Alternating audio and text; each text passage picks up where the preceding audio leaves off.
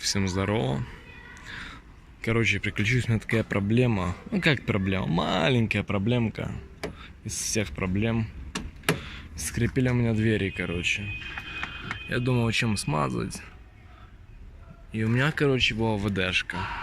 Я так смотрю на эту ВДшку и вижу, опа, устраняет скрип. Я думаю, о, хорош. А я-то не знал, что они устраняют скрипы.